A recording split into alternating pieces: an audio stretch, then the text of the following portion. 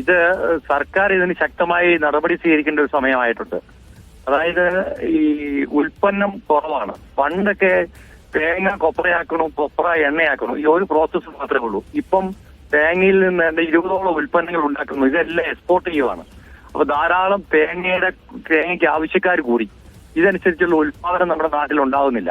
പിന്നെ ധാരാളം വൻകിട മില്ലുകാര് അല്ലെങ്കിൽ വൻകിട കച്ചവടക്കാര് ഇത് സ്റ്റോക്ക് ചെയ്തിട്ടുണ്ട്. അവര് വില ഓരോ ദിവസവും വില കൂട്ടി വിൽക്കുന്നു. അങ്ങനെ ഒരു മാൽ പ്രാക്ടീസും കമ്പോളത്തിൽ നടക്കുന്നുണ്ട്.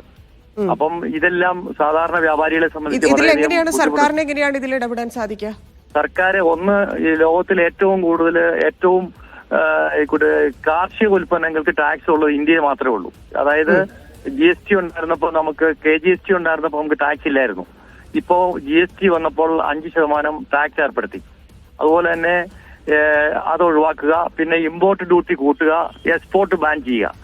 ഇങ്ങനെയുള്ള ചെറിയ നടപടികൾ ചെയ്തു കഴിഞ്ഞാൽ തൽക്കാലത്തേക്കെങ്കിലും ഇത് ഇപ്പൊ ഏതാണ്ട് 420 രൂപയോളം 1 കിലോ വെളിച്ചെണ്ണയ്ക്ക് വില വന്നു. ചെറുകിട കടകളിലൊക്കെ ഏതാണ്ട് 450 മേലെ വില വന്നു. ഇത് സാധാരണക്കാരെ സംബന്ധിച്ച് വളരെയധികം ബുദ്ധിമുട്ടുണ്ടാക്കുന്ന കാര്യമാണ്. അപ്പം അവർക്ക് ഇത് വാങ്ങാൻ സാധിക്കുന്നില്ല. അപ്പൊ അവർ മറ്റ് കുറഞ്ഞ എണ്ണകളിലേക്ക് പോകുന്നു. ഇത് ചൂഷണം ചെയ്യാനായിട്ട് ധാരാളം മോശം മായം ചേർന്ന എണ്ണകള് മാർക്കറ്റിലുണ്ട്. ഇപ്പൊ കേര കൂട്ടി 45ഓളം ഉൽപ്പന്നങ്ങൾ ഈ അടുത്ത ദിവസം ബാൻ ചെയ്തു.